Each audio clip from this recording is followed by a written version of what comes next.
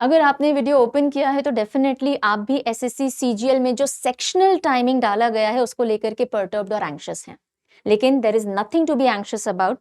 कोई चेंज आता है तो उसको क्रैक करने का एक तरीका भी होता है, और आज के वीडियो में हम उसी चीज को डिस्कस करेंगे that what should our strategy be in terms of preparation and in terms of giving the examination with respect to this sectional timing that has been incorporated. और आज का पूरा सेशन हम लोग टियर 1 के डिस्कशन पे ही base करेंगे, because tier 1 ही है जो सबसे पहले हमें फेस करना है अगस्त या सितंबर में टेंटेटिवली। जब नोटिफिकेशन आया था मैंने पूरा एक डिटेल वीडियो डाला था, आप में से कई बच्चों ने देखा होगा, कुछ ने शायद नहीं भी देखा होगा। एनीवेज, समझने की बात यह है कि एसएससी ने सिलेबस में कोई चेंज नहीं किया है, सेक्शनल कट ऑफ जैसा कुछ इंट्रोड्यूस नहीं किया है, सिर्फ और सिर्फ एक बदलाव आया है मेजर, लेकिन उस एक बदलाव से 180 डिग्री टर्न आपको ले करके नए सिरे से पूरी स्ट्रेटेजाइजिंग करनी पड़ेगी, और वो बदलाव है ये सेक्शनल टाइमिंग का। Yes, so the approach must change. तो आज के सेशन में इन सारे एरियाज को डिस्कस करते हुए I will be trying to guide you. अगर आप फ्रेशर हैं यानी बिगिनर हैं, पहली बार एसएससी अटेम्प्ट करेंगे, तो क्या आपके पास कोई एडेड एडवांटेज होगा, जो कि 2-3 साल री अटेम्प्टेड स्टूडेंट्स ज्यादा चैलेंज फेस करेंगे आपके मुकाबले? क्या ऐसा कुछ होने वाला है? वो बातचीत करेंगे। क्या बदला है और उसके साथ साथ आपके माइंडसेट में क्या क्या शिफ्ट आना बहुत जरूरी है, बिकॉज अब ये एग्जामिनेशन सिर्फ नॉलेज का नहीं है, ये प्रेशर हैंडलिंग का भी होने वाला है। तो how your mindset has to shift. Art of skipping will become crucial. कौन से क्वेश्चन को अटेम्प्ट करना है, किसको छोड़ना है, किस बेसिस पे हम ये डिसीजन लें, बिकॉज अगर हमें रीजनिंग में सब आता है तो भी हम कौन से क्वेश्चन को छोड़ें और आगे बढ़ें, ये आर्ट ऑफ स्किपिंग हमें समझनी पड़ेगी। कट ऑफ में क्या कोई बदलाव आएगा, बिकॉज ये एक मेजर चेंज है सेक्शनल टाइमिंग। क्या इससे कट ऑफ बदलने वाला है? प्रेडिक्शंस हैं, डेफिनेटली बदलेगा। किस हिसाब से बदल सकता है और क्यों बदल सकता है, उस पर बातचीत करेंगे। एंड डेफिनेटली आपकी सब्जेक्ट वाइज स्ट्रैटेजी क्या होनी चाहिए, क्वांट को लेकर, रीजनिंग, इंग्लिश और जीए को लेकर के। पर्टिकुलरली जीए 4th व्हील सब्जेक्ट होता था मैक्सिमम एस्पिरेंट्स का। अधिकतर गेम मैथ, इंग्लिश, रीजनिंग के अराउंड खेला जाता था। जीए साइडलाइंड होता था, घर का वो बच्चा जिसपे कोई ध्यान नहीं देता। लेकिन अब इस बच्चे को लाइमलाइट में लाना पड़ेगा, इसके बिना काम नहीं चल पाएगा। क्यों, वो भी मैं समझाऊंगी। मॉक टेस्ट आज से पहले भी बहुत इंपॉर्टेंट होते थे। एक बार सिलेबस खत्म कर लिया तो अब मॉक लगाने हैं, भर भर के मॉक लगाने हैं। लेकिन पुराना अप्रोच मॉक लगाने का अब काम नहीं करेगा। अब किस तरीके से हमें मॉक्स को अप्रोच करना होगा, एंड फाइनली सिलेक्शन किस बेसिस पे डिसाइड होगा। ठीक है, तो इन सब एरियाज के ऊपर बातचीत करेंगे। So what has changed? This has changed. वो जो लास्ट में कॉलम दिख रहा है हमें, बस ये हो गया है। यानी कि पहले जब टियर 1 के अंदर हमें 4 सेक्शन से टोटल 100 क्वेश्चन यानी 25 क्वेश्चन फ्रॉम ईच सेक्शन मिला करते थे, उन्हें अटेम्प्ट करने के लिए हमें 60 मिनट्स का क्यूम्युलेटिव टाइम मिलता था।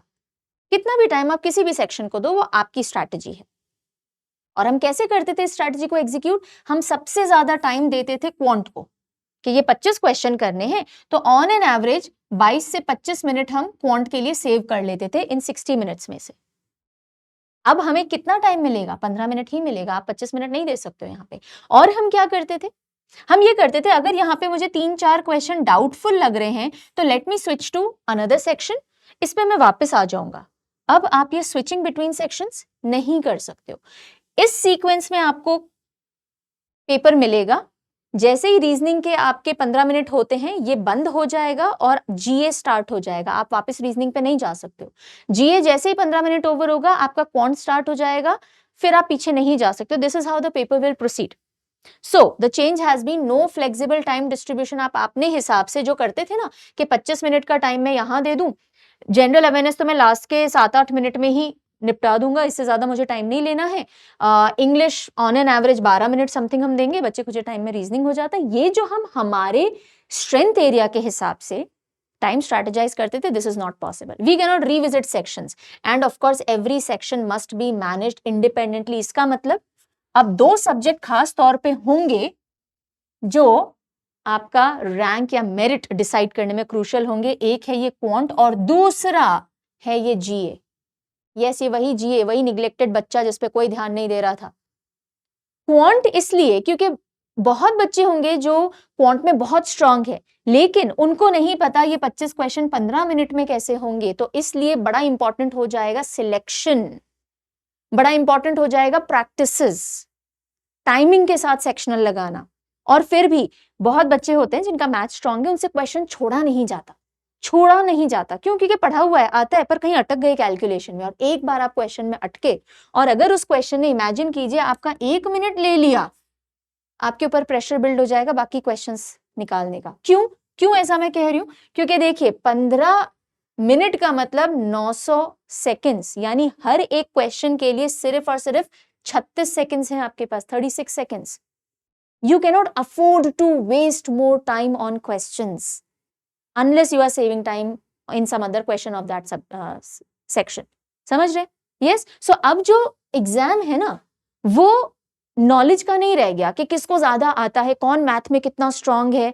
अब रह गया कि टाइम प्रेशर में कौन कितना अच्छा परफॉर्म कर रहा है। आपको मैथ में सब कुछ आता हो, लेकिन आपको ये समझ नहीं आ रहा कि मेरे 1-2 क्वेश्चन मुझे छोड़ देने चाहिए, 15 मिनट में जितने हो जाए, अच्छे से हो जाए, उतने ही करने चाहिए। अगर आपके अंदर ये अक्यूमेंट डेवलप नहीं हुआ, तो दूसरा बच्चा जो ज्यादा बैलेंस्ड है चारों सब्जेक्ट में, वो आपको पीछे छोड़ जाएगा। पर इसको अचीव करना डिफिकल्ट भी नहीं है। My purpose is not to fright you with situations, मेरा पर्पज है आपको गाइड करना, और उसी के लिए हम आए। माइंड शिफ्ट करना पड़ेगा हमें, माइंडसेट जो है ना अभी तक का, वो शिफ्ट करना पड़ेगा। अभी तक का माइंडसेट था कि हमें स्ट्रॉन्ग सेक्शन से वीक सेक्शंस को कॉम्पनसेट करना है टाइम के कॉन्टेक्स्ट में। अब आप ये नहीं कर सकते, आपको जीए पे भी ध्यान देना पड़ेगा, राइट? आपको इंग्लिश को भी पूरा टाइम देना पड़ेगा, स्पेशली जीए को भी पूरा टाइम देना पड़ेगा, राइट? तो एवरी सेक्शन मैटर्स नाउ, और जीए हो जाएगा डिसाइसिव। मैं बता रही हूँ आपको, अभी से बता रही हूँ। जीए पे अगर आपने इक्वली स्ट्रॉन्ग होल्ड रख लिया, जीए मैक्सिमम रिटर्न ऑन इन्वेस्टमेंट दे करके जाएगा आपको। यानी कि आपने जितनी पढ़ाई की है, पेपर अगर आता है तो खटखट खटखट बहुत सारे क्वेश्चन, और हर क्वेश्चन का इक्वल मार्क है। आप मैथ का कोई बहुत डिफिकल्ट क्वेश्चन सॉल्व करो तो भी 2 नंबर लाओगे, जीए का कोई क्वेश्चन 2 सेकंड में सॉल्व कर दो तो भी 2 नंबर लाओगे। ठीक है, तैयारी बस अच्छे सोर्सेस से होनी चाहिए। चलिए नेक्स्ट, मैक्सिमम सॉल्विंग। पहले हमारा अप्रोच क्या होता था? ज्यादा से ज्यादा क्वेश्चन सॉल्व कर दें। अब हमारा अप्रोच क्या होना चाहिए? एफिशिएंट सॉल्विंग पे, कम से कम टाइम के अंदर हमें वो अचीव करना होगा, राइट? तो बेसिकली अब टॉपर्स या मेरिट में बच्चे वही निकलेंगे जो कि कम से कम टाइम के अंदर पेपर सॉल्व करने की प्रैक्टिस बना पा रहे हैं। सब कुछ सॉल्व नहीं करना अब हमें। रीजनिंग के साथ बहुत चैलेंज आएगा ये, क्योंकि बच्चों को रीजनिंग बड़ी ल्यूक्रेटिव लगती है, आता तो है, पजल में अटक गए, बहुत टाइम वेस्ट कर दिया, वो नहीं करना है। सब कुछ अटेम्प्ट करने के पीछे नहीं भागना है, क्योंकि हर बच्चा वहीं भागेगा। अब आपको ये समझना पड़ेगा कितना छोड़ें और कितना करें। तो सॉल्व एवरीथिंग माइंडसेट से अब आपको आना पड़ेगा स्कोरिंग क्वेश्चंस को प्रायोरिटाइज करने में। यानी कि जो क्वेश्चन देखते से आपको लगता है ये हो जाएगा, उसको करना है। जो अभी लग रहा है अभी नहीं हो रहा है, आगे बढ़ो, आगे बढ़ो। यानी कि अगर आप जीए, मैथ ले लेते हैं, रीजनिंग ले लेते हैं, रीजनिंग में एक है पजल का क्वेश्चन, है ना, और वहीं पे एक है कोडिंग डिकोडिंग का क्वेश्चन। ऑब्वियसली जो ज्यादा टाइम लेगा वो आपकी सेकंड प्रायोरिटी पे होना चाहिए। अब आप सीक्वेंस में नहीं बढ़ सकते हो कि जो जो क्वेश्चन आ रहा है सॉल्व करते जा रहे हैं। No, you need to be very much clear कि कौन से क्वेश्चन में अभी हाथ डाले नहीं डाले, वो भी मैं बताऊंगी आगे आपको, ठीक है? डिफिकल्ट क्वेश्चन के ट्रैप में नहीं फंसना है, स्किप करते जाइए स्ट्रेटेजिकली, और ये अंडरस्टैंडिंग मैं भी दूंगी और मॉक से भी निकल के आएगी। ईगो बैटल्स में तो बिल्कुल मत पड़ जाइएगा, आता है ये कैसे छोड़ दूं, बहुत बच्चे पढ़ते हैं इस चीज में, राइट? अरे पढ़ा था, जीए की बात कर लेते, इंग्लिश की बात कर लेते, अरे ये तो पता था, कहीं पढ़ा था, बैठ करके सोचने में आपने निकाल दिए 10 second. You can not afford to do that now, so you will have to maintain a flow. Zero time wastage should be the key priority now. अब कैसे डिसाइड करें कौन से क्वेश्चन में हाथ डालना है, कौन से क्वेश्चन को स्किप करना है? सिंपल से 2-3 पॉइंट से हमें ध्यान रखने। क्वेश्चन को देखते से समझ में आ जाता है।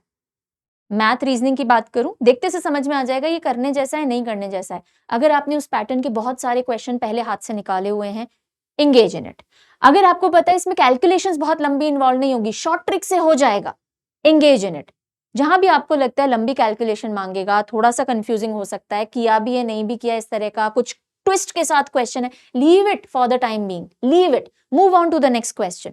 सो देखो, एक डिफिकल्ट क्वेश्चन में अगर अटक गए, वो टाइम जो आपने उसको दे दिया, मान लीजिए 1 से 1.5-2 मिनट आपने एंगेज कर दिए अपने, और 2 मिनट पता नहीं चलते कब निकल जाते हैं। एक डिफिकल्ट क्वेश्चन में 2 मिनट एंगेज करने का मतलब उतने ही टाइम में आप 2 से 3 इजी क्वेश्चंस कर सकते थे, और मार्क्स तो उतने ही मिलेंगे, डिफिकल्ट करो या इजी करो, राइट? सो स्किमिंग आनी चाहिए, फिल्टरिंग आनी चाहिए, इजी क्वेश्चन पहचानने का हुनर होना चाहिए। ये सिंपल है, ये पहले पहले करो, फिर सेकेंड लेयर ले लो, वापस से आ जाओ, ये डिफिकल्ट है, इसको लास्ट में रखते हैं, ओके? सो स्लोअर सेक्शन फ्लो हो जाएगा अगर आपने एक डिफिकल्ट क्वेश्चन में खुद को अटका लिया। क्या क्या प्रॉब्लम होगी? प्रेशर सिचुएशन, जहां आपको लगा ना 1.5 मिनट खराब हो गए मेरे, प्रेशर बिल्ड होना शुरू हो जाएगा। गिनती के 15 मिनट है अपने पास। सो स्ट्रैटेजी यही होनी चाहिए, सबसे पहले इजी क्वेश्चन में हाथ डालेंगे हम, डिफिकल्ट क्वेश्चन में नहीं अटकना है, वरना इससे होगा क्या, पूरे सेक्शन का फ्लो आपका ब्रेक होगा, मोमेंटम स्लो हो जाएगा and of course panic creation आएगी। हर क्वेश्चन आपका टाइम डिजर्व नहीं करता है, ये दिमाग में बिठा लीजिएगा। Not every question will deserve your time from now on, should deserve your time from now on, no not at all. So जो भी क्वेश्चन आपका फ्लो ब्रेक कर रहा है, जिसमें क्वेश्चन सॉल्व करते करते आपको लग रहा है अरे यार ये क्या है, छोड़ दो, आगे बढ़ जाओ। ओके, कैलकुलेशंस लंबी दिख रही हैं, छोड़ दो, आगे बढ़ जाओ। मल्टीपल स्टेप्स दिख रहे हैं कि यार इसमें मल्टीपल स्टेप लगेंगे, बहुत सारे टाइम लेगा, छोड़ दो, आगे बढ़ जाओ। और एलिमिनेशन जिसमें समझ में नहीं आ रहा, कई जगह हम जीए में इंग्लिश में एलिमिनेशन मेथड से वर्क करते हैं, जहां एलिमिनेशन भी क्लियर नहीं है, छोड़ दो, आगे बढ़ जाओ। ये छोड़ दो, आगे बढ़ जाओ strategy will take you ahead in the examination from this year onwards. ना क्या ये पेपर में जो चेंजेस हैं कट ऑफ के ऊपर कोई इंपैक्ट डालेंगे? डेफिनेटली डालेंगे। ये पूरा का पूरा प्रेशर गेम हो गया, मतलब पहले गेम नॉलेज का हुआ करता था, ऑफ कोर्स 60 मिनट्स था, टाइम प्रेशर तभी भी था, ऐसा नहीं है कि आप अपने 100 क्वेश्चंस को बैठ करके 1.5 घंटे में कर सकते हो, टाइम प्रेशर तभी भी था। अब सिर्फ सेक्शनल टाइम आने की वजह से प्रेशर थोड़ा इंक्रीज होगा, पर्टिकुलरली कुछ सब्जेक्ट्स पे, और कुछ सब्जेक्ट में सबसे ऊपर मैथ है ठीक है, ओके। और प्रेपरेशन प्रेशर इंक्रीज होगा जीए में। तो ये जो प्रेशर है, इससे बहुत बच्चे केयरलेस मिस्टेक्स करेंगे, जिनको आता है पेपर वो भी केयरलेस मिस्टेक्स करेंगे, अटेम्प्ट्स कम हो जाएंगे। क्यों? क्योंकि स्किपिंग टेंडेंसी बढ़ेगी बच्चों की, अब बढ़नी भी चाहिए। बैलेंस स्टूडेंट्स अब डोमिनेट करेंगे। पहले जिनका मैथ और इंग्लिश अच्छा है, रीजनिंग अमूमन सबका ठीक होता था, वो डोमिनेट करते थे, अब बैलेंस स्टूडेंट डोमिनेट करेंगे। जीए भी ठीक ठाक आता है, मैथ भी ठीक ठाक आता है। मुझे मैथ के 25 चैप्टर में से 20 चैप्टर ही ढंग से आते हैं, 5 मैंने दिमाग नहीं लगाया, 5 से रिलेटेड क्वेश्चन आएंगे भी तो मुझे करने भी नहीं है, मैं तो 20 पे दिमाग लगा रहा हूं। 20 अगर आपके मैथ के अच्छे हैं, जीए के अंदर you are almost 70% there in terms of preparation, then you are better than that student जिसको मैथ में 25 से 25 चैप्टर आते हैं पर वो जीए में 25% ही तैयार है। This will change now. Okay, so balance students अब डोमिनेट करेंगे, और सेक्शनल स्ट्रेंथ इम्बैलेंसेस अब डेंजरस हो जाएंगे कि मैथ में हमने बहुत फोड़ दिया और बाकी किसी में कुछ नहीं किया, रीजनिंग बहुत अच्छा करके आ गए, मैथ में डब्बा गोल करके आ गए, अब काम नहीं चलेगा। बिकॉज अब आप टाइम डिफरेंट डिवाइड नहीं कर सकते। ओके, सो कट ऑफ के ऊपर फर्क पड़ेगा। जो बच्चे समझदारी से बैलेंस्ड अप्रोच के साथ अब पढ़ाई कर लेंगे, मॉक्स के साथ में प्रेशर हैंडल करना सीख जाएंगे, खुद को एग्जाम रूम में काम रखना सीख जाएंगे, क्वेश्चंस को सिलेक्ट करना सीख जाएंगे, they will be ruling, and that is a fact, that is a fact. सिर्फ मैथ के बेसिस पे अब आप पेपर नहीं निकाल सकोगे, ठीक है ना। अब एक एक करके हम आते हैं कि मैथ में अब आपकी स्ट्रैटेजी में थोड़ा ट्विस्ट क्या होना चाहिए। Okay, maximising attempts without getting trapped. अब हमारा टारगेट ये नहीं होना चाहिए कि 25 में से हम 22-23 क्वेश्चन निकाले ही निकाले। अब हमारा टारगेट होना चाहिए, अगर 15 मिनट है हमारे पास, इसको यूज करके आप भले से 20 का टारगेट लो, 20 क्वेश्चंस हमारे एकदम सही होने चाहिए, इसमें सिली मिस्टेक तक नहीं होनी चाहिए। इस तरह से आई एम नॉट सेइंग 20 ही करो, हो सकता है आपके दूसरे सेक्शन स्ट्रांग हो, लेकिन अब अप्रोच होनी चाहिए कि सिली मिस्टेक ना करें, जो क्वेश्चन टाइम वेस्ट कर रहा है उसमें एंगेज ना हो, राइट। तो किस तरह के टॉपिक्स को प्रायोरिटाइज करें तैयारी में भी, ये रहे सिंप्लीफिकेशन, अरिथमेटिक, यानी कि जहां जहां शॉर्ट ट्रिक्स लगती हैं, now those chapters should rule, questions भी अधिकतर वहां से देखने को मिलेंगे, राइट। सो तैयारी के टाइम नाउ, अब कॉन्सेप्ट बिल्डिंग तो ऑफ कोर्स इंपॉर्टेंट होती है, आई वोंट से कि कॉन्सेप्ट बिल्डिंग अब मत कीजिए, कॉन्सेप्ट बिल्डिंग हो जानी चाहिए, अभी तक नहीं हुई है तो अगले 1 से 1.5 महीने में हो जानी चाहिए। उसके बाद शॉर्ट ट्रिक्स, सारी कैलकुलेशन फास्ट करने की शॉर्ट ट्रिक्स, और ये सारे टॉपिक्स ऐसे हैं जहां शॉर्ट ट्रिक्स वर्क करती हैं, वो टॉपिक्स ढूंढो जो ओवर द इयर्स एग्जाम में आते हैं। हालांकि अब अपने को सिर्फ एक ही साल के पीवाईक्यू पे ज्यादा फोकस करना है, टीसीएस जा चुका है, एडिक्विटी आ चुका है। मेन आपका फोकस होना चाहिए वो कौन से चैप्टर्स हैं जो शॉर्ट ट्रिक से बहुत ज्यादा क्वेश्चन सॉल्व करने का ऑप्शन देते हैं। एग्जामिनर भी उस तरह के क्वेश्चंस आपके पेपर में देगा, because they do not want you to not attempt the question, they want you to score. लेकिन अब आप में सिलेक्शन की समझ हो जानी चाहिए, इतना अक्यूमेंट डेवलप हो जाना चाहिए। तो जो भी चैप्टर्स आपके मैथ के ऐसे हैं, प्रॉफिट एंड लॉस हो, वॉट एवर, टाइम वर्क हो, जहां पे ट्रिक्स लगती हैं, master those topics first, mark my words, okay. While attempting, तो ये तो हो गई प्रिपरेशन स्ट्रैटेजी। वाइल अटेम्प्टिंग, आपके पहले 5 मिनट सबसे सिंपल और डायरेक्ट क्वेश्चन जहां सीधी ट्रिक लगती है, सॉल्व होता है, सबसे पहले वो क्वेश्चन सॉल्व करोगे आप। उसके बाद अगले 6 मिनट आप मॉडरेट क्वेश्चन पे दीजिए जो कि गेम चेंजर होंगे, और लास्ट में जाकर के जो आपके पास 4 मिनट बच रहे हैं और क्वेश्चन बच रहे होंगे, सिलेक्ट कीजिए कि मुझे कौन से 5-6 क्वेश्चन पे ही दिमाग लगाना है, बाकी पे नहीं लगाना है। This is how you should be attempting it. So it is more about selecting the question than about the stamina of solving, या मुझे मैथ कितनी आती है। तो यहाँ 2 चीजें आपको टेक अवे करनी चाहिए। पहली चीज, कौन से टॉपिक्स पे मास्टरी करनी है और एग्जाम में कौन से क्वेश्चन पहले उठाने हैं। बस ये 2 चीज डिसाइड कर देंगे आपका सेक्शन कैसा जाएगा। रीजनिंग के, अच्छा, इसके लिए YouTube पे परचम के जो मेन चैनल है जिस पे आप ये वीडियो देख रहे हो, यहीं पे हम लोग मैथ की शॉर्टकट सीरीज स्टार्ट कर रहे हैं कैलकुलेशंस की, ठीक है। अगले वीक से आपको देखने को मिल जाएगी, जुड़िए उन क्लासेस में। अगर शॉर्ट ट्रिक्स पहले से आती हैं, वेल एंड गुड, प्रैक्टिसेस करिए अपने लेवल पे, नहीं आती हैं तो इन वीडियो से देखिए। कॉन्सेप्ट बेस्ड क्लासेस अपन ने ऑलरेडी यूट्यूब पे ले ली हैं, पूरी प्लेलिस्ट बनी हुई है मैथ की। अगर आपके कॉन्सेप्ट अभी कच्चे हैं तो वो भी देखिए और साथ में ये भी देखिए। देखो, मैथ के टोटल मोटा माटी बात करें 25 से 30 चैप्टर होते हैं। मैं मोस्ट इंपॉर्टेंट 25 चैप्टर भी ले लूं, जो कम से कम इतने चैप्टर बच्चा देखेगा। आपके पास है 90 डेज। लास्ट टाइम भी मिड सितंबर में एग्जाम हुआ था, इस बार भी मिड सितंबर ही एक्सपेक्ट कीजिए। 90 डेज में अगर आपने थोड़ा बहुत भी मैथ देखा, मैं ये नहीं बोलूंगी आपको पता ही नहीं है कुछ भी, मैथ का जीरो हो आप, तो आप 90 डे में मास्टर कर लोगे, नहीं कर सकते हो, प्रैक्टिकली नहीं है। लेकिन अगर आपने थोड़ी बहुत भी तैयारी की, बहुत अच्छी नहीं है, but even if you are 30% there, 25% there, I am saying even if you are 25% there, आप इन 90 डेज में चीजें मैनेज कर सकते हो। 25 चैप्टर में लेके चलूं, 90 दिन हमारे पास है, मैं ये भी बोल दूं चलो 30 चैप्टर भी ले लो, पूरे के पूरे ले लो, आप आराम से 2-2 दिन दो एक मैथ के चैप्टर को, कॉन्सेप्ट समझो, शॉर्ट ट्रिक समझो, कॉन्सेप्ट एक बार बनाने के लिए, ताकि 60 डेज के अंदर आपने मैथ का सिलेबस एक बार पूरा कर लिया हो। यानी कि यू शुड नो, हाँ ये इस तरह से सॉल्व होता है।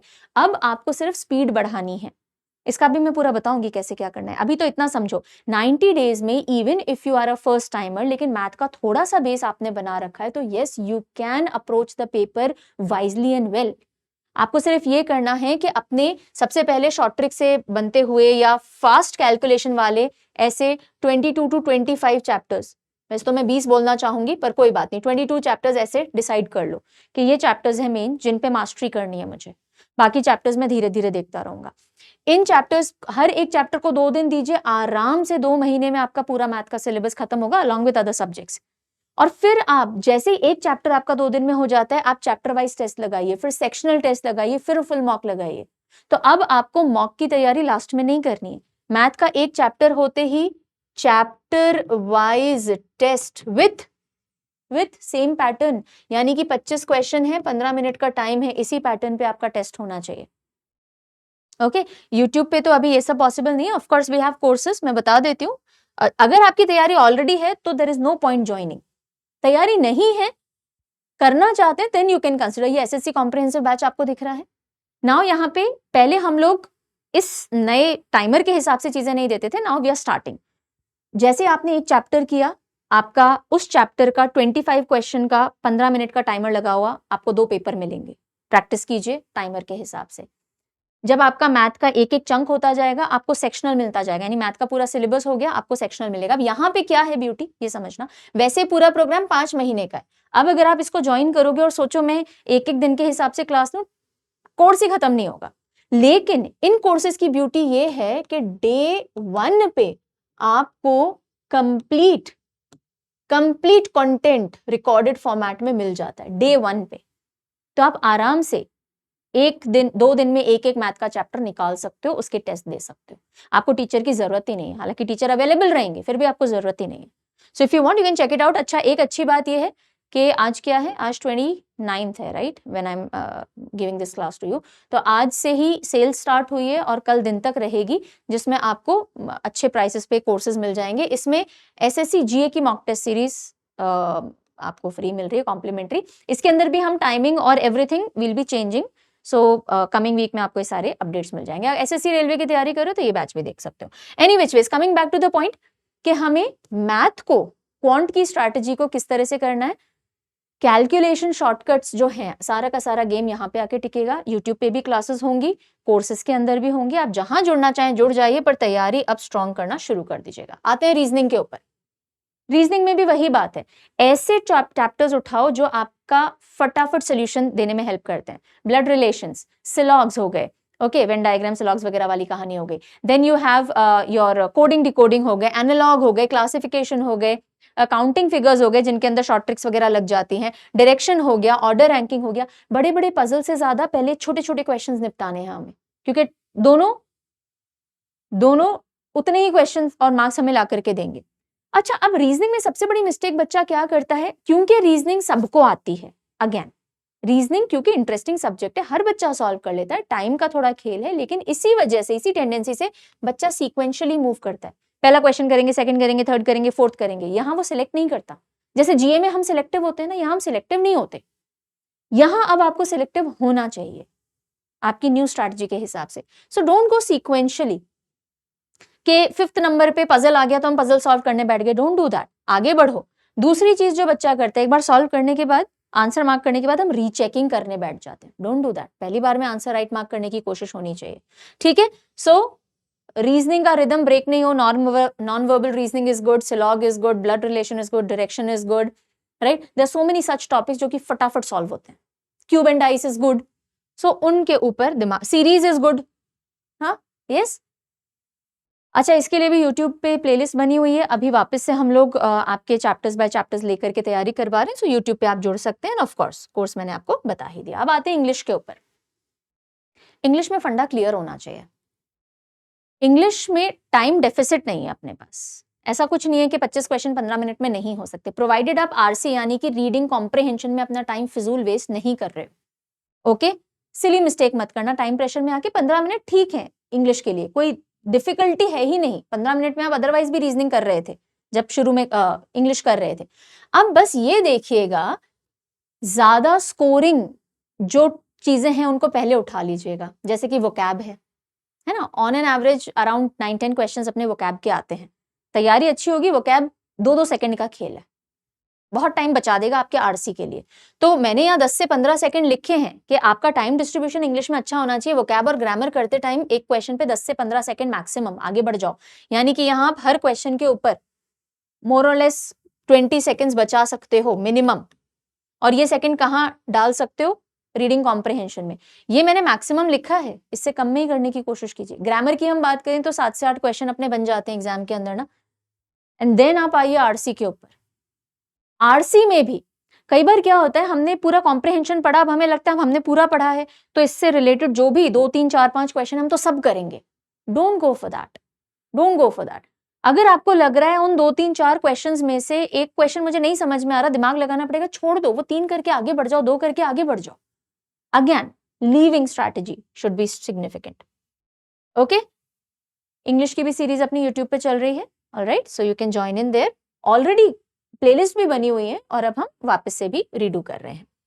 अब आते हैं गेम चेंजर की तरफ, and that is going to be GA, yes, the neglected child. अब जीए को आप निग्लेक्ट नहीं कर सकते हो, नहीं कर सकते हो।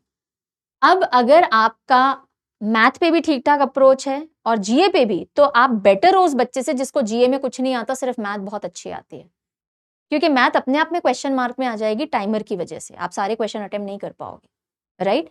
अब आप वहां 25 मिनट नहीं दे पाओगे जैसे आप पहले देते थे, तो अब जीए गेम चेंज करेगी। और अब क्योंकि 25 क्वेश्चंस जीए के 15 मिनट में करने हैं, मतलब इतना टाइम है, इतना टाइम है आपके पास कि अब सिर्फ फैक्चुअल क्वेश्चन एक्सपेक्ट मत करना, अब कंसेप्चुअल क्वेश्चन पूछेगा एग्जामिनर। अब सिर्फ वो हमने वन लाइनर रैंडम चीजें पढ़ ली और हम सोचें एग्जाम में रिपीट होके आ जाएगा, वो कहानी नहीं चलेगी। आएंगे फैक्चुअल क्वेश्चन भी, पर कंसेप्चुअल क्वेश्चन ज्यादा देखने को मिलेंगे अब आपको साथ में। ओके, सो पहले हम जीए को सेकेंडरी मान लेते थे, अब नहीं मान सकते हो। लेफ्ट ओवर टाइम में 5, 7, 8 मिनट में हम जीए निपटाने की कोशिश करते थे और हम उसी तरह से उसको ट्रीट भी करते थे, पर अब आपके बाकी सारे सेक्शंस पे भी टाइम की तलवार लटक रही है, तो ये आपका अगर स्ट्रांग नहीं हुआ और मान लीजिए वहां भी आपके क्वेश्चन छूट गए, फिर क्या करेंगे? मैथ में क्वेश्चन छूट गया, रीजनिंग में क्वेश्चन छूट गया, जीए भी नहीं आता, तो फिर कैसे मेरिट लिस्ट में नाम आएगा? नहीं आ पाएगा, राइट? तो स्ट्रॉन्ग क्वांट पहले कंपनसेट कर जाती थी वीक जीए को, अब नहीं कर सकती है। That is why you need to be careful. Also पहले आप सिर्फ फैक्ट्स बेस्ड मोटे मोटे फैक्ट देख लिए, कंसेप्ट में गए नहीं, ढंग से जीए पढ़ी नहीं, वो आप कर देते थे, अब काम नहीं चलेगा। स्टेटमेंट बेस्ड क्वेश्चन दिखेंगे, अब आपको ऐसे ऑप्शंस भी दिखेंगे जिनसे आप एलिमिनेशन से आंसर तक पहुंच सकते हो, यानी कि जीए का लेवल अब दिखेगा आपको अब पेपर में। अब कुछ भी बात करने से पहले ये समझो कि एक बच्चा जीए को फोर्थ व्हील की तरह लेता ही क्यों था? क्यों जीए को साइडलाइन करके सेकेंडरी सब्जेक्ट की तरह या लास्ट सब्जेक्ट की तरह रखा जाता था? उसका सिंपल रीजन है कि आप कितनी भी मेहनत कर लो, आप शॉर्ट नहीं होते हो कि आएगा क्या। लेकिन यहाँ पे गलती है। देखिए, जीए के अंदर history, geography, polity, economy, science, static, CA, ये मोटे मोटे 7, और एनवायरमेंट वगैरह भी मिला लो और आर्ट एंड कल्चर सब मिला लो, तो ऐसे 7-8 सब्जेक्ट्स बनते हैं। उसके अंदर जो सीए है, जो स्टैटिक है, ये शॉर्ट है, यहां से क्वेश्चन आता ही आता है, राइट? और इसीलिए पूरा जीए छोड़ने की बजाय यस, आप थोड़ा सा स्ट्रेटेजिक ये हो सकते हो कि history, geography, polity, economy, science, static और सीए, ठीक है? और अगर मैं आर्ट एंड कल्चर और वो सब छोटे छोटे हटा भी दूं, तो ये जो मेजर 7 एरियाज हैं, इनमें से आप कोई 5 तमीज से तैयार कर लो। बिकॉज ऐसा तो है नहीं कि हर एक से आपको 5-5, 6-6 क्वेश्चन देखने को मिलेंगे, नहीं, ओवरऑल 25 क्वेश्चंस आने वाले हैं। सीए से अमूमन 5 से 7 क्वेश्चन देखने को मिल जाते हैं। ऑन एन एवरेज 5 आप पकड़ सकते हो, 5 सीए से। इसी तरह से ऑन एन एवरेज 5 स्टैटिक से निकल जाते हैं। तो आपके 10 क्वेश्चन यहां से हो गए। बचे हुए पॉलिटी बड़ा स्कोरिंग होता है, आप देख लीजिए जिसमें आपको लगता है कि ये सब्जेक्ट मेरे समझ में आता है, मुझे इसके कॉन्सेप्ट समझ में आते हैं, मेरी पकड़ हो जाती है इस पे, तो पॉलिटी है, ज्योग्राफी है, इकोनॉमिक्स है, हिस्ट्री है। ऑफ कोर्स हिस्ट्री का सिलेबस थोड़ा वाइड है, तो ऑफ कोर्स उसमें थोड़ा बच्चे कतराते हैं उसमें जाने से, लेकिन polity, economy, history, sorry this geography, very much doable. Science को लेकर के बहुत से बच्चों को लगता है साइंस बिल्कुल ही नहीं पूछ रहा है, एसएससी पूछ रहा है, उतना नहीं पूछ रहा जैसे टीसीएस के टाइम पूछ रहा था, लेकिन एडीक्यूटी ने भी साइंस से क्वेश्चन डाले हैं, तो आप पूरी तरह से नहीं छोड़ सकते हो उसको। और एनीवेज आप सिर्फ एक साल के ट्रेंड को देख के अगले साल का ट्रेंड एनालाइज नहीं कर सकते हो। सो मेरी तो आपसे मेरा रिकमेंडेशन यही रहेगा कि आप जीए को अब थोड़ा सा सीरियसली लेकर के तैयारी करो, और सिर्फ फैक्चुअल, जो आप रैंडम प्रिपरेशन करते थे ना, कि सिर्फ हमने कोई यूट्यूब पे क्लास देखी जिसमें रैंडम पीवाईक्यू सॉल्व करा रहे हैं, वो जुड़ गए हम, रैंडम मैराथन हो रही है, वो जुड़ गए हम, अब उससे काम नहीं चलेगा बेटा, राइट? क्योंकि अगेन हमारा पर्पस सिर्फ टियर 1 निकालना नहीं है, हमें टियर 2 भी निकालना है। उसमें भी 25 क्वेश्चन आपको मिलेंगे, तो एग्जाम तो पूरा निकालना है, तभी जाके पोस्ट मिलेगी। सिर्फ टियर 1 निकाल के दिखाना है, देखो हमारा एक लेवल क्लियर हो गया, वो तो करना नहीं है। तो जीए को अब सिंसियरली तैयार करना पड़ेगा। और जीए के साथ ब्यूटी क्या है, पढ़ते टाइम जरूर मेहनत लगती है, रिवाइज करो, सही सोर्सेज होंगे तो मेहनत की भी ज्यादा चिंता नहीं है। जीए के साथ एक तो आपको सोर्स सही मिल जाना चाहिए, और प्लस आपको स्ट्रैटेजी समझ में आनी चाहिए कि क्या पढ़ना है, क्या छोड़ना है। अगर ये चीजें हो जाएं तो जीए एग्जाम रूम में कितना ब्रीदर देता है। आपने सबसे पहले रीजनिंग सॉल्व की है ना, रीजनिंग जनरल इंटेलिजेंस सॉल्व किया, बहुत दिमाग लगा, अब जीए आया। इमेजिन कीजिए अगर आपका जीए अच्छा चला जाए, आपका कॉन्फिडेंस बूस्ट होगा बाकी के 2 सेगमेंट के अंदर, सेक्शंस के अंदर, और जीए अच्छा नहीं गया तो वो टेंशन कि अरे यार जीए में तो 7-5-6 क्वेश्चंस ही आए हैं। अब आप मैथ में एंटर करोगे इसके बाद क्वांट के अंदर, और आपका माइंडसेट क्या होगा, स्ट्रेसफुल, क्वांट आते आते भी खराब कर दोगे। अब आप क्योंकि अपने हिसाब से क्वांट को पहले नहीं उठा सकते हो, समझ रहे हो? आपको सबसे पहले रीजनिंग मिला, जीए मिला, अभी तक तो यही अंडरस्टैंडिंग है नोटिफिकेशन को देख करके, ठीक है? उसके बाद आप क्वांट पे आओगे। अगर ये आपने बिगाड़ दिया तो अगले पे भी उसका इंपैक्ट दिखेगा। सो जीए ढंग से तैयार कीजिए, क्योंकि फटाफट आंसर मार्क करने को मिलेंगे। उसके लिए ऑफ कोर्स निमोनिक्स का इस्तेमाल जहां हो सकता है हम करवाते हैं, रिकॉल अच्छा होना चाहिए, क्योंकि so one of the highest ROI sections हो सकता है ये पेपर का, जैसा मैंने पहले भी कहा था। और इसके लिए ऑफ कोर्स करंट अफेयर, बहुत से बच्चे पूछते हैं मैम करंट अफेयर की तैयारी कहां से करें? सिर्फ एक सोर्स पकड़ लो, मल्टीपल सोर्सेज में फंसना ही नहीं है। इतने सालों के एक्सपीरियंस से मैं बोल रही हूँ, ये वन शॉट वीडियोस आपको मिलते हैं, सिर्फ ये वन शॉट वीडियोस देखिए, ये अपने आप में सब मिला लोगे तो आप 4-5 घंटे का पूरा 1 महीने का होता है कवरेज, जिसमें वन शॉट देख करके साथ में सवाल सॉल्व कर लीजिए, दैट इज इट। इसके बाहर आपको करंट अफेयर पे दिमाग लगाना ही नहीं है, समझ रहे हैं? ठीक है। और कब से कब तक की तैयारी करनी है? आपका एग्जाम मान लेते हैं सितंबर में हो रहा है, तो आपको थोड़ा सा पीछे यानी कि जुलाई 25 से लेके अगस्त 26 तक की तैयारी रखो, ठीक है? जुलाई या अगस्त से भी शुरू करोगे तो भी चलेगा, बट मैं थोड़ा सा बैक एंड क्वेश्चनिंग देके चलूं तो जुलाई 25 से अगस्त 26 तक की तैयारी रखो, यानी कि हर महीने के कितने महीने हो गए, 11 महीने हो गए, 11 महीने के 11 वीडियोस देखने हैं और 7 का सवाल सॉल्व करना है। 2025 का सवाल आपको ये 6 मंथली में मिल जाएगा और फिर आप 2026 का सब्सक्रिप्शन ले सकते हो। इसका सब्सक्रिप्शन भी आता है, नॉमिनल पड़ जाते हैं और अभी आप सेल चल रही है बिकॉज, तो आप उसमें भी ले सकते हो। तो बस ये डॉक्यूमेंट ले लीजिए, सीए इसके बाहर दिमाग लगाना ही नहीं है। अगर 7 क्वेश्चन आते हैं, 6 क्वेश्चन गारंटीड आपको मिल जाएंगे चीजों के, ठीक है, ओके, चलिए। और बाकी जो ये आपको सारे सब्जेक्ट्स दिख रहे हैं, ये यूट्यूब पे प्लेलिस्ट भरी पड़ी हैं इन सारे सब्जेक्ट की। सिर्फ फैक्चुअल डेटा नहीं चाहिए, अब आपको कॉन्सेप्ट्स भी चाहिए।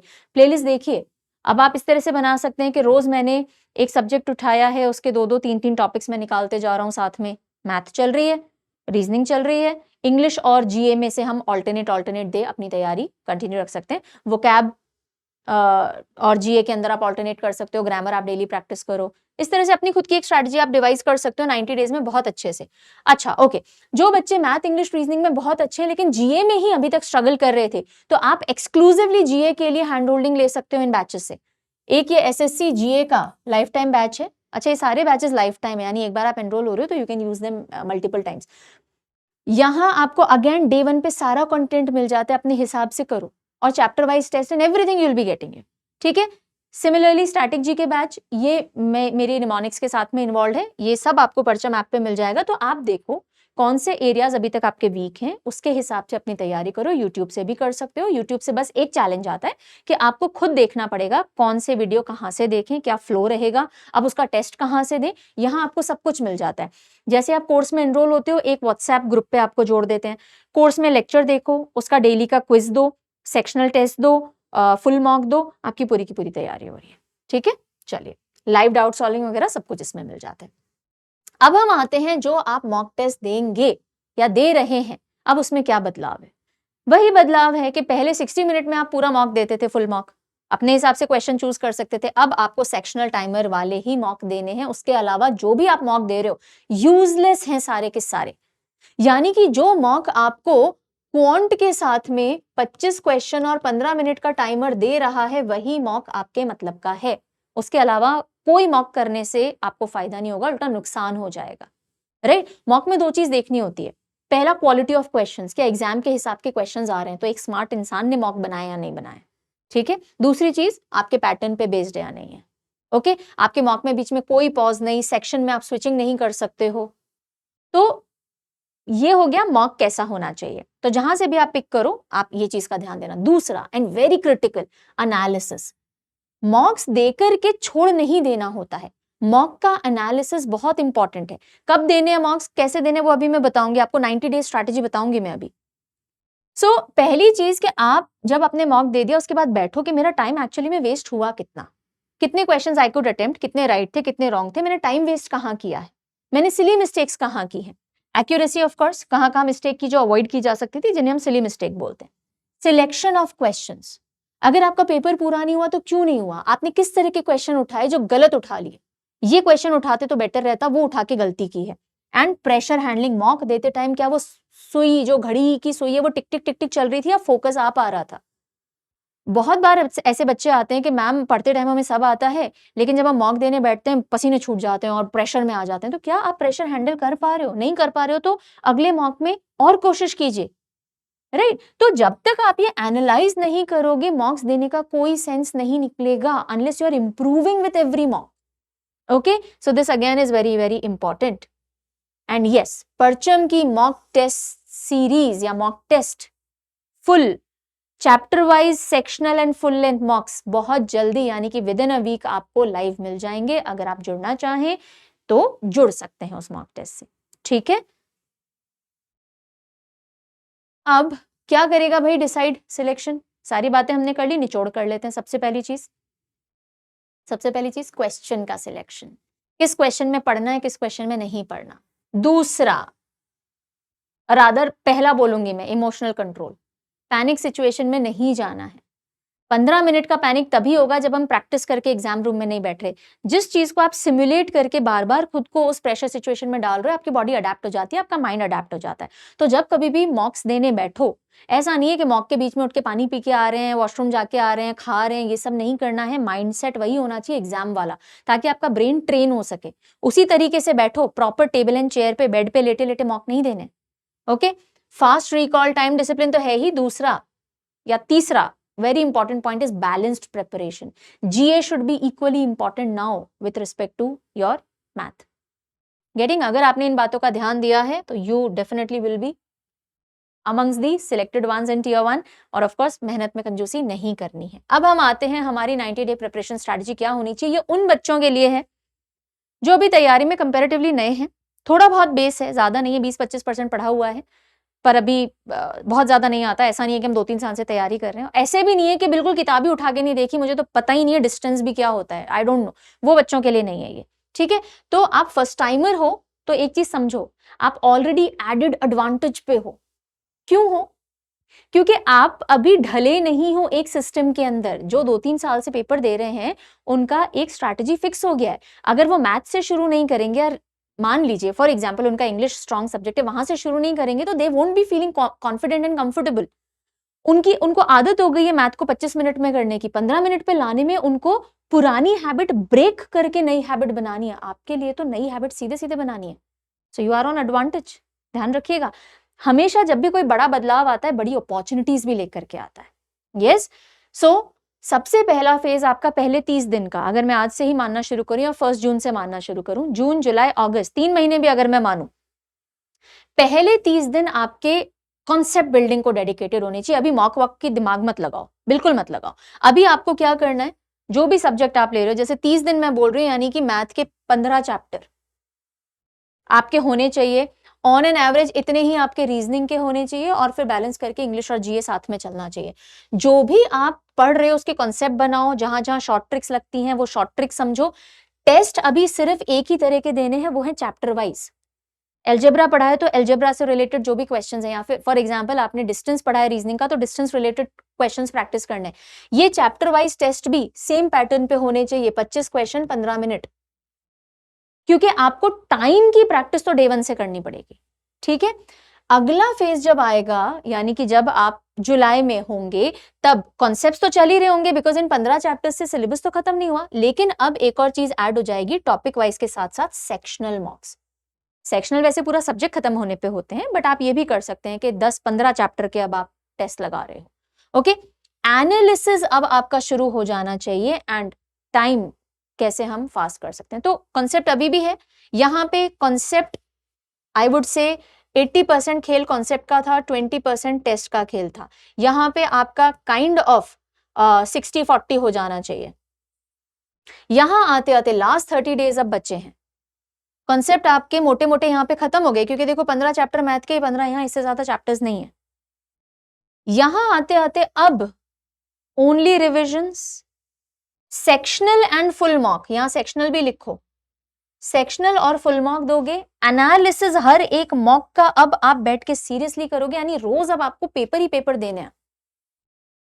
रिवीजन करिए, जीए का रिवीजन करिए, सीए का रिवीजन करिए, वोकैबुलरी का रिवीजन करिए। बाकी सारे जो कॉन्सेप्चुअल चीजें वो तो आप कर ही चुके हो अभी तक तैयार। तो बाकी जो थियोरेटिकल चीजें उनका रोज रिवीजन कीजिए, कुछ और नया लर्निंग करनी है कीजिए। बाकी आप टेस्ट दीजिए और एनालिसिस कीजिए, टेस्ट दीजिए, एनालिसिस कीजिए। That is all you should be doing in the last 30 days. Got it? और अगर आपने इसको बहुत तमीज से रिलीजियसली फॉलो कर लिया, I am sure you won't be finding it difficult, even if you started Fairlie recently. ठीक है जी।